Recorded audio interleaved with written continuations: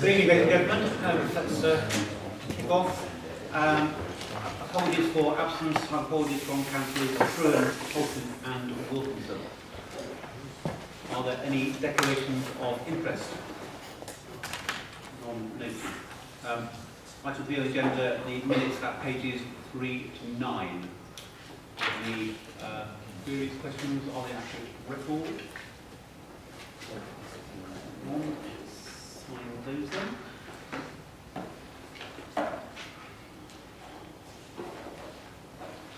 Thank you. Are there any matters arising? Non-noted. Item 5, there are no written questions from the public. Item 6, there are no written questions from councillors. Item 7, there are no petitions. Item 8, the forward plan on pages 10 to 20. Are there any questions? Councillor Carter. Thank you, Chair. In Councillor Charles's absence, I'll refer you to page 20. I know, is that I001 or 1001? Or I'm not sure what the nomenclature is. Anyway, middle one, local development plan, emerging strategy, still has no date. Are you making absolutely no progress at all? So as I repeating the answer I gave to Councillor Charles on many occasions, the milestones for the local plan are still as agreed by the local plan panel. Very broadly, that there will be a consultation on preferred options in 2016, leading to eventually examination in public following the feedback and consultation in 2017. However, I have met with the relevant officers and members, so the chair of the panel and the relevant portfolio holder this morning, and I am assured that the high-level plan will be decomposed to a low level of detail in terms of the specific studies that need to be revised and what have you, that obviously will go to the local plan panel, and I'm assured that by the next cabinet that the dates for the relevant date will be in the forward plan. On the go. Councillor Johnson. Thank you, Mr. Chairman. Could you tell me why the upcoming renewal of the carbon management plan for the period 2016-17 onwards is not in the Cabinet Work Plan? I will have to get back to you on the specific dates on that.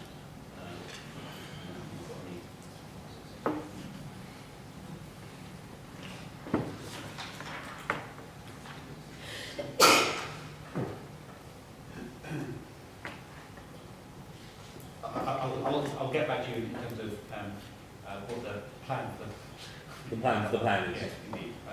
Thank you very much, Mr. Chairman. Appropriate in the full plan for the next. Any other questions or comments on the forward plan? No? Right, so moving on to item 9, recent decisions taken by the lead or portfolio holders. There are none. There are none. Item 10, so the HRA business plan, I'm going to move that on pages 21 to 35. Do you have a second there? Seconded, Chair. Right, to make some introductory remarks. So, clearly, due to recent changes in government policy, most notably the enforced 1% reduction in rents, will have a significant impact on HRA financing. In effect, this represents a 5.5% reduction in the assumptions made in the current HRA business plan. This inevitably impacts the Council's ability to fund capital programmes, including house building and the future repayment schedule, the tranches of loans taken from the Public Works Loan Board that are in the plan. So this paper before Cabinet today is really about setting the principles under which the next revision of the HRA business plan will be conducted. It's expected that that revision of the HRA business plan will come before Cabinet in January. So I'll particularly note that the principles are contained in the recommendations A to E, but specifically that it is likely that we will not be able to repay the early tranches of the loans, that they will be renewed and rolled forward. It will have an impact on, as I've mentioned, the capital plan. So there is a list in the report around, in items 21-22, around the priorities for capital programmes going forward, which will clearly be reduced because of the reduced rental income stream. So that's sort of my introductory remarks. So I'll start off with questions and then we'll have the debate afterwards. So if you've got any questions on the paper before us? This is, obviously, when the original plan was being drawn up, certain assumptions were made, but I don't think 4 years worth of rent reductions was one of those possibilities looked at. So yes, it is obviously a major issue. Just a bit concerned, well, more than a bit concerned. This is about the third version of this document that I've sort of seen over the last few months, with sort of papers going to the tenants and so on and so forth. And one of the things I have noticed is the sort of numbers keep on changing. With one of the early presentations, there were a lot of numbers covering different periods, different sums covering different periods for different purposes. And we're going to see that sort of now reduced. But I can't help feeling that attention is being sort of drawn away or sidetracked because of some relatively minor issues. There's a great reference to the sale or right to buy for housing associations and the fact that the local authority will have to dispose of high value properties. There's no indication yet as to what is a high value property. There is a reference in the report, paragraph 14, that there are 300. Sorry, I am leading to a question. There are 375 properties valued between 150 and 350,000, which seems to suggest there might be a lot of properties, but how many are there between 300 and 350,000? I'm assuming that in the council's asset register, properties will be valued or expanded, which will give us a much clearer idea.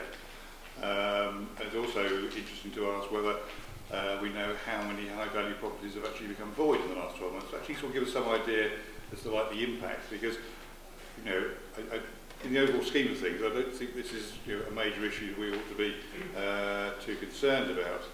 So I'll pause there. So just sort of general off, forgive me for stating the obvious, but we don't know what high-value properties means in terms of how the legislation is likely to pan out yet. So lots of speculation about whether it's over a certain value, whether it's over a certain value based in relation to the number of bedrooms, whether it's a percentage of a particular area. So clearly, this is the notes in this document are simply to give some background to the principles we're going to agree, hopefully, a cabinet. That level of detail will clearly be in the HRA revised business plan when government aims to tell us what high value means, amongst other things. So, I mean, I'm clear I can't give you an answer for breakdowns by particular section off the top of my head. I'm sure that information could be provided if necessary, but I think it's a bit moot given that until we know what government means by high value, at that point we'll then know precisely which properties. Yeah, I quite agree. We just don't know. So why are we sort of trying to muddy the waters with sort of various numbers being sort of thrown in the report, which are probably at best not helpful and probably worse totally misleading. So why mention it at all? We don't know what we're talking. We don't know what values we're talking about. Therefore, we can't actually relate it to our own situation. But anyway, I'll move on to the next one. I'm a bit confused by the comment in paragraph 15, which says that the legislation is to fully compensate housing associations so they have no detrimental effect on their business plans. But if you go back to paragraph 12, we're talking about registered providers and local development schemes could be at risk as their balance sheet could be affected, could affect credit worthiness. So, you know, there seems to be a contradiction there. The housing associations are either going to be fully compensated or they're not. So the comment in paragraph 12 refers specifically to the impact of rent reductions on housing associations, where the comment in paragraph 15 talks about the impact of right to buy being extended to housing associations. They're just two different issues. In paragraph 2A of Appendix A on page 29, there's a reference to the fact, some of the factors, including the revision of inflation levels. Now, in the context of what I was talking about just now, about the sort of potential sale of high-value properties, I would have thought that the impact on changes to inflation since the original plan was drawn up would be a far bigger issue, far more material in the overall scheme of things than the possibility of losing one or two houses along the way. You know, but there's no, you know, that is the only reference in the entire report to inflation. Well, clearly there are a number of uncertainties. Rent levels, the impact of right to buy with housing associations and how it's going to be funded, plus all the other factors that will be taken into account when the revision of the HR business plan is put together. So I note your comment. Are there any further questions around? Clarification on paragraph 3A on page 32. I think I know it. It's the last sentence, which says renewal of debt in each of the 4 years commencing 2026 will remove the HRA deficit.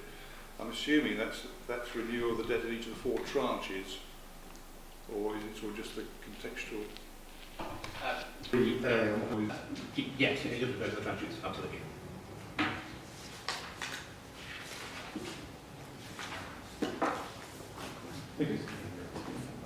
Right, are there any questions? Any further questions? Any further questions? Right, are there any contributions? Councillor Daniels.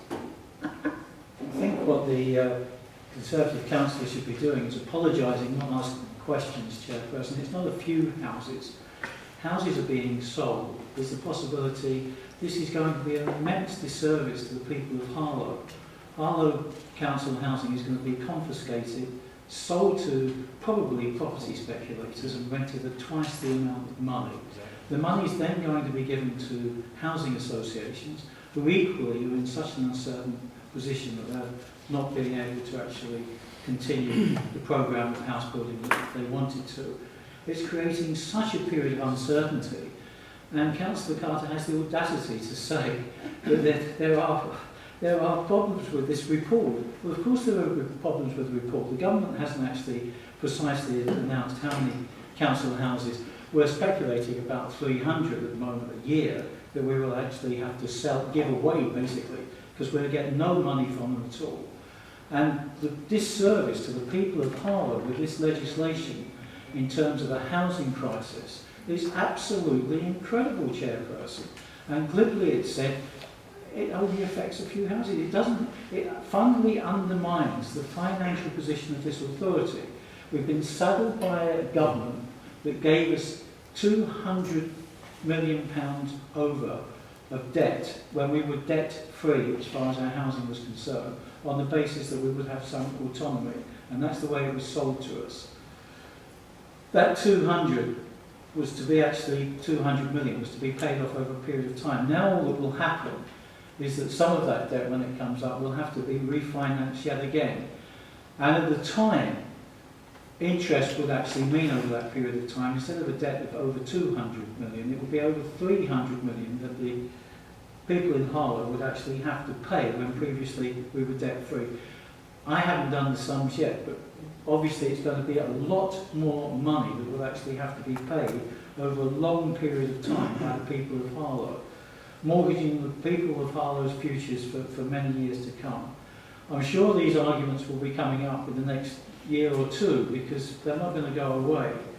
What the government is doing is fundamentally attacking public housing in all over the country, and we are going to be in the forefront of this attack. And how it is going to be explained to the people of Harlow out there by the Conservative Party, who's supposed to be the workers' friend, ho ho ho, goodness only knows. Thank you. Thank you, Chair. I'm sure the tenants of sort of both Harlow and wider will note with interest that Councillor Danvers refers to these changes as a disservice. This paper here is obviously concerned with the Council's financial affairs relating to its housing.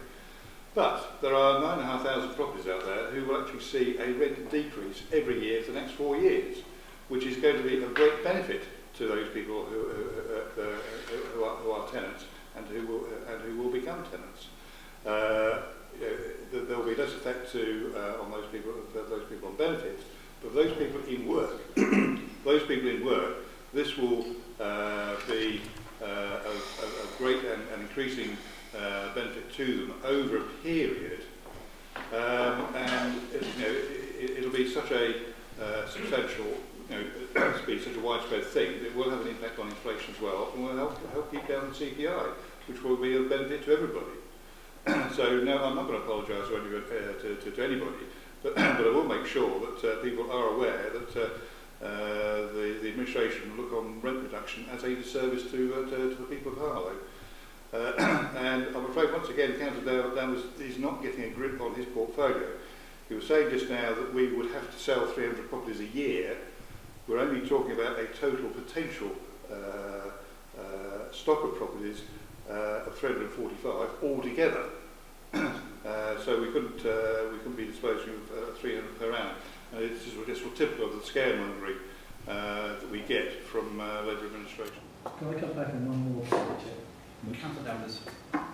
The other thing, Chair, that's not actually said in here is if we actually have two people in Harlow Council Housing with a combined income of over £30,000, they're going to see their rents rocket because we're actually talking about so-called market rents. And once again, a disservice done to a large number of our tenants. Once they start to add up their incomes, they're going to find their rents, in terms of the rent increases, absolutely astronomical. So to actually try and dress this up in some way that 9,500 tenants are going to actually receive a cut. A few of them will, some of them will. Some of them are already on benefits, so they won't. And quite a lot of them will actually see amazing increases as this legislation progresses through Parliament. Exactly. Any further contributions? Councillor Park. Yes, I was going to support what Mike Danvers has said, but it's worth remembering that the government's key policy is said to be devolution of power, devolution to local authorities. This is absolutely the reverse of that. And it is centralising power, taken away from local authorities, and that's another aspect that should be apologised for, I think. Because we're faced as a council with reducing rents at 1%, which is fine, very good, not a disservice, but you need to have the equivalent grant with it, and the government has slashed that effectively, and so we have to suffer in many respects all sorts of aspects of the housing policy which we cannot anymore do. Housing associations are forced to sell off their property under the right to buy, effectively privatising affordable housing, regardless of whether they wish to or not. We are forced, as a council, to sell off our most expensive properties, which are not defined. One authority reckons that about 97% in London of their properties might be regarded as expensive, and so they'd be left with absolutely nothing. So it's merely to compensate for housing associations. And we are required as a council to specify plans to build council housing while we're being denied the freedom or funding in which to provide that council housing. And we are very proud of the fact that we've started to build our council houses, and yet right away we have an act which is an appalling act, which is preventing us from fulfilling the desperate need for housing and council housing. I'm told that's just the beginning of it. Certainly not something to celebrate. Anybody else? So the recommendations on pages 21A to E, concerning the principles for the revision to the Housing Revenue Account Business Plan, are we agreed? Agreed. Thank you.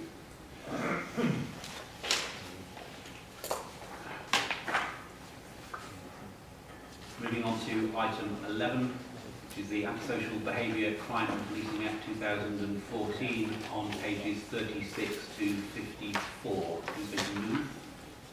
I'm moving this, Chair. And seconder? I'll second that, Chair. Can I make a couple of introductory remarks, please, Chair? Yeah, great. So this item is really to bring up the Council's antisocial behaviour policy up to date with legislation that came into enforce in October 2014. So a lot of this is about the change of powers that councils have and working within.